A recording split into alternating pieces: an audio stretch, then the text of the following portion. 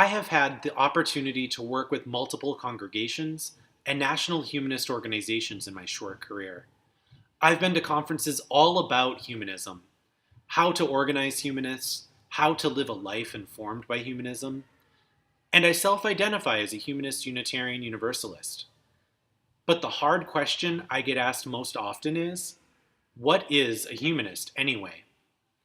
There are many answers to that question, some in the form of statements like the Humanist Manifesto, first published in 1933 and reworked 2 times since.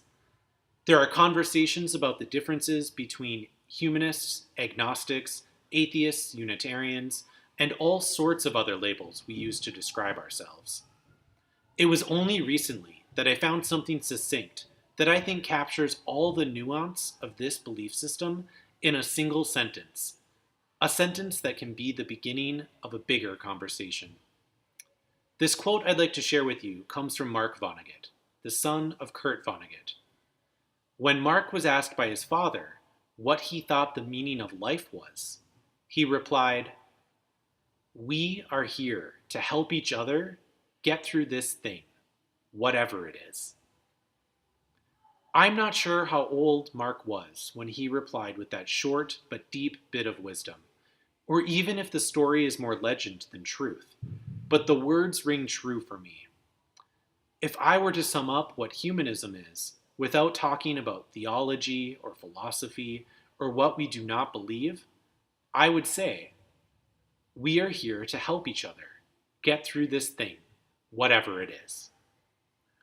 Now, I appreciate that other ways of understanding the world might fit into that quote as well. What makes it resoundingly humanist to my ear is that it is focused on relationships first. What makes it work even better than some definitions of humanism is the curiosity and unknowing stance found within it. The admission of ignorance is often lacking in books, statements, and discussion groups that center humanist ideas. Often the focus is on how much we know and how certain we are of our rightness. There is not a call to any higher power than us within it, and there is also no exclusion of that power for those who might believe in it. This definition can hold space for mystery, questioning, awe, and wonder. An agnostic view of life that is not restricted by certainty. We do not know it all.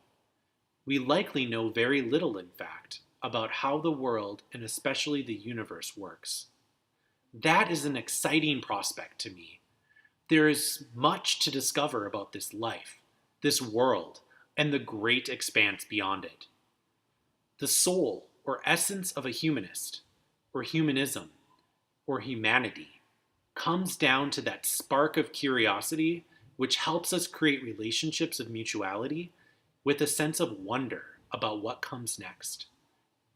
Curiosity, relationships, and wonder. I understand that may be dangerously close to a trinity. However, I think the place where those 3 ingredients interact is the closest thing to a soul for a humanist. And all 3 are necessary, and not as easy to come by as you might think. But together, they create an alchemy that amplifies our humanity. Curiosity, in the absence of relationships, can quickly devolve into selfishness and using others to get what we want. When I see relationships, I mean real and deep relationships that value those we interact with as inherently worthy of dignity and equity.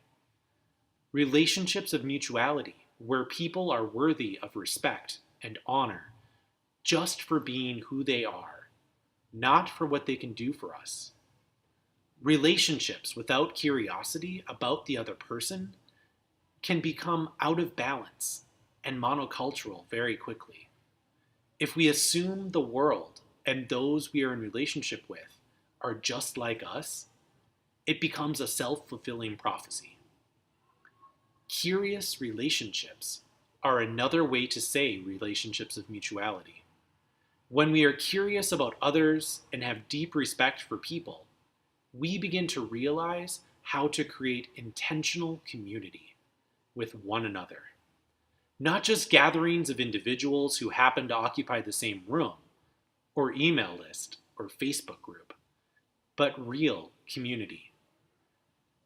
Having awesome groups of people living and working together with mutual respect is a great place to be.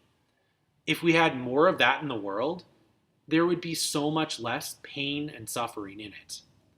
However, I do not think we would necessarily have religion. And without religion, we might not be able to get to those communities of mutuality either. That is why we need the third ingredient, wonder or awe. That is where we get to the religious impulse. When we have wonder, we can access awe and humility as opposed to certainty that I described earlier. This is where we get to transcendence within humanism. This going not only beyond ourselves to form relationships with other people, but to go beyond what we may know and to experience the power of nature, the unimaginable expanse of a night sky filled with stars, or to approach that ultimate mystery of life that is finite and will end one day.